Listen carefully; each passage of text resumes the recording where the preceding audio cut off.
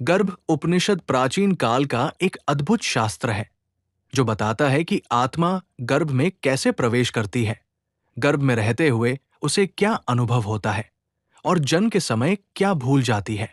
इसमें गर्भस्थ शिशु की चेतना, उसके पिछले कर्म, उसके संकल्प और परमात्मा से उसका संबंध, सभी का गहरा वर्णन है। गर्भ उपनिषद कहता है कि जैसे ही माता पिता के मिलन से गर्भ का निर्माण होता है, उसी क्षण उसके अनुकूल एक जीव अपने कर्म के बल से उस गर्भ में प्रवेश करता है। उसकी प्रविष्टि कोई दुर्घटना नहीं, बल्कि कर्मों की सटीक दिशा है। उस जीव को उस समय अपने असंख्य जन्मों की स्मृति होती है। वो जानता है कि कैसे कैसे शरीर मिले, कौन कौन सी योनियां मिली, किन किन कष्टों से गुजरना पड़ा और कहाँ कहाँ उसने परमात्मा को भुला दिया। उपनिषद ये भी बताता है कि गर्भ में रहते हुए जीव को अपने माता पिता के कर्मों का भी बोध होता है।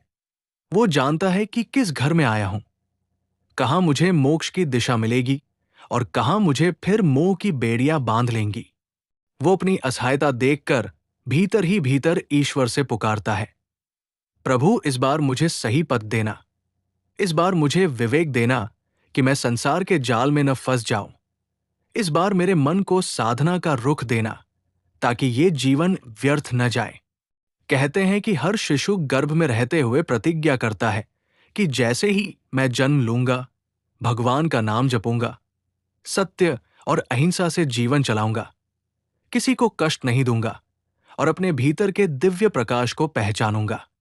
लेकिन जन्म के क्षण में ही उसी पीड़ा में और मातृदूध के प्रथम स्पर्श के साथ वो प्रतिज्ञा भूल जाता है, क्योंकि संसार के कर्मबंध उसे तुरंत घेर लेते हैं और माया की परत उसकी चेतना पर छा जाती है। गर्भ उपनिषद माता की मनस्थिति को भी बहुत महत्व देता है। उसमें कहा है कि गर्भवती स्त्री देवताओं के समान पूजनीय होती है, क्योंकि उसके भीतर एक चेतना तपस्या कर रही होती है। यदि माता शांति में रहती है, भक्ति में रहती है, सात्विक भोजन करती है, सत्य बोलती है और क्रोधद्वेष से दूर रहती है, तो बच्चे का मन शुद्ध बनता है, उसका जीवन संतुलित होता है और वो जन्म से ही शांत और बुद्धिमान होता है। अगर माता तनाव, क्रोध, ईर्ष्या या हिंसा में रहती है, तो उसका असर सीधे गर्भस्थ जीव की चेतना पर पड़ता है। इसीलिए कहते हैं गर्भावस्था पूजा है, तपस्या है, केवल शारीरिक अवस्था नहीं। उपनिषद का मुख्य संदेश यही है कि मनुष्य जीवन का प्रथम 9 महीना ही सबसे आध्यात्मिक होता है। वहां जीव को अपने वास्तविक स्वरूप का साक्षात्कार होता है, अपने कर्मों की जिम्मेदारी का ज्ञान होता है और ईश्वर के समीप होने की अनुभूति होती है। लेकिन जन्म के बाद वो सब भूल जाता है। इसलिए ऋषियों ने कहा, जन्म बाद की साधना जन्म पूर्व के ज्ञान की ही पुनः प्राप्ति है। जो इस भूले हुए ज्ञान को याद कर लेता है, वही मुक्त हो जाता है। उपनिषद बताता है कि गर्भ में रहते जीव अपने पूर्व जन्म के दुखों को याद करके रोता है, पछताता है और ईश्वर से प्रार्थना करता है, हे प्रभु, इस जन्म में आपको कभी नहीं भूलूंगा। मुझे बस एक अवसर दीजिए कि मैं अपने मन, वचन और कर्म को शुद्ध कर सकूं। गर्भ में रहते हुए जीव को माता जो खाती पीती है, उसका सीधा प्रभाव पड़ता है। माता के सात्विक भोजन और पवित्र विचारों से वो शांत रहता है। तामसिक भोजन और क्रोधद्वेष से वो भी प्रभावित हो उठता है। यही कारण है कि गर्भावस्था को वैदिक काल में साधना का समय माना गया, क्योंकि निर्दोष जीव मातृ विचारों से सीधा प्रभावित होता है। गर्भ उपनिषद में कहा है कि जीव गर्भ में अपने वास्तविक स्वरूप, अविनाशी आत्मा को बहुत स्पष्टता से पहचान लेता है। उसे पता होता है कि मैं शरीर नहीं, परमात्मा का अंश हूं। लेकिन जैसे ही जन्म होता है, जन्म की पीड़ा और संसार की माया का स्पर्श उसकी सारी स्मृति पर पर्दा डाल देता है और वही जीव जो भीतर परम सत्य जान रहा था, बाहर आते ही रोने लगता है और संसार की भूल भुलैया में भटकना शुरू कर देता है। उपनिषद का मुख्य संदेश ये है कि मनुष्य का जन्म अत्यंत दुर्लभ है। जिस ज्ञान को जीव गर्भ में देख चुका था, वही ज्ञान यदि वो जन्म के बाद भी संभाल ले, तो मुक्ति का मार्ग सरल हो जाता है। इसीलिए ऋषियों ने कहा जो गर्भ की प्रतिज्ञा को याद रख ले वही ज्ञानी बनता है, और जो जन्म के बाद संसार में उलझ जाए वो फिर कर्म चक्र में फंस जाता है। गर्भ उपनिषद हमें याद दिलाता है कि जीवन का आरंभ ही आध्यात्मिक है। हम पैदा होकर सांसारिक बने हैं, लेकिन हमारी जड़ें ईश्वर में हैं। जब तक हम उन जड़ों को याद नहीं कर लेते, भीतर की बेचैनी नहीं मिटती। गर्भ उपनिषद का भेद केवल शास्त्र का ज्ञान नहीं, बल्कि आत्मा की अपनी स्मृतियों का दर्पण है। और जब मैं इसे सत्संग में खोलता हूं तो ऐसा लगता है जैसे स्वयं जीव अपने अनुभवों को शब्द दे रहा हो।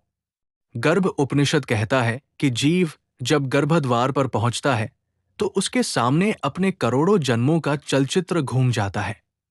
कभी वह राजा था, कभी भिखारी, कभी पशु की देह में, कभी कीट की योनि में, कभी सुख की ऊंचाइयों में, कभी पीड़ा की गहराइयों में। लेकिन किसी भी जन्म में उसे वो शांति नहीं मिली जिसे आत्मा खोजती है। जब वो गर्भ में प्रवेश करता है तो अंधकार उसे घेर लेता है, लेकिन उसी अंधकार में एक दिव्य प्रकाश उठता है। वो प्रकाश है उसका आत्मस्वरूप, जो कहता है कि तू शरीर नहीं, तू वो ज्योति है जो न जन्म लेती है न मरती है, बस देह बदलती है, यात्राएं बदलती है, अनुभव बदलते हैं, लेकिन तू वही रहता है। गर्भ में बैठा जीव, जैसा उपनिषद कहता है, अपनी भूलों पर रोता है। हे प्रभु, मैंने सत्य को कितनी बार अनदेखा किया, कितनी बार संसार के सुखों को शाश्वत समझ लिया, कितनी बार क्रोध, मोह और वासना के पीछे भागता रहा, और हर बार अंत में खालीपन ही पाया। गर्भ उपनिषद की वाणी में एक विराट करुणा है। वो कहता है कि गर्भ में जीव बार बार संकल्प लेता है कि इस बार मैं भटकूंगा नहीं, इस बार मैं अपने भीतर के परमात्मा को पहचान लूंगा, सिरजनहार के सान्निध्य से दूरी नहीं बनाऊंगा, इस बार मैं सत्य को जीवन में उतारूंगा। लेकिन उसी क्षण जब जन्म होता है, उसी क्षण जब हवा पहली बार देह को छूती है, उसी क्षण जब संसार का स्पर्श उसे मिलता है, वो अपनी प्रतिज्ञा भूल जाता है, क्योंकि जन्म की पीड़ा और माया का पर्दा उसकी चेतना पर गिर जाता है। उपनिषद जैसे कहता है, हे मनुष्य, तू बाहर जन्म लेकर भूल गया, लेकिन भीतर तेरी आत्मा में वो स्मृति अभी भी है, वो पुकार अभी भी है, वो संकल्प अभी भी छिपा हुआ है। बस तू शांत होकर उसे सुन ले। कबीर की वाणी भी इसी रहस्य पर चोट करती है। कहते हैं, बालक भोला जन्म मत रोवे, भूलिया भीतर ज्ञान। कहे कबीर, तू क्यों रोता, तेरे अंग में बसत भगवान। अर्थ यही कि गर्भ में जिसने ईश्वर को देखा वही बाहर आकर रोता है, क्योंकि भूल पड़ जाती है। गर्भ उपनिषद मानो कबीर की वाणी में जीवन ले लेता है। दोनों कहते हैं कि जन्म का पहला क्षण ही तेरी सबसे बड़ी भूल है, और साधना का अर्थ है उस भूल को मिटाना। गर्भ उपनिषद ये भी बताता है कि माता के विचार, भोजन, आचरण और मनस्थिति गर्भस्थ जीव के लिए वातावरण बनाते हैं। यदि माता शांत है, भक्ति में है, सत्य में है, तो जैसे कोई तपस्वी अपनी तपस्या से आभा फैलाता है, वैसे ही माता की चेतना गर्भस्थ जीव को उन्नत बनाती है।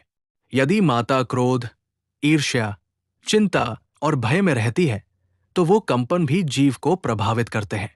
इसीलिए ऋषियों ने गर्भ को देवालय कहा, जहां एक जीव अपना आध्यात्मिक पुनर्जन्म ले रहा है, और माता उस देवालय की पुजारी है, जिसका व्यवहार ही पूजा है। उपनिषद कहता है, मनुष्य जन्म वो अंतिम अवसर है जिसमें जीव अपने महान सत्य को पहचान सकता है। पशु पक्षी में विवेक नहीं, नरक्योनियों में क्षमता नहीं, स्वर्ग में भोग है पर मार्ग नहीं, लेकिन मनुष्य में वो बुद्धि है जिससे वह अपने गर्भ स्मरण को पुनः जागृत कर सकता है। इसीलिए उपनिषद जगाकर कहता है, हे मानव, तू वही गर्भस्थ जीव है जिसने ईश्वर से वादा किया था। अब बस उस वादे को याद कर ले। और जब ये सत्संग मन में उतरने लगता है तो ऐसा लगता है जैसे भीतर कोई कह रहा है, मैं कहीं दूर नहीं था, मैं गर्भ में भी उसी ईश्वर के सान्निध्य में था, आज भी उसी के सान्निध्य में हूं।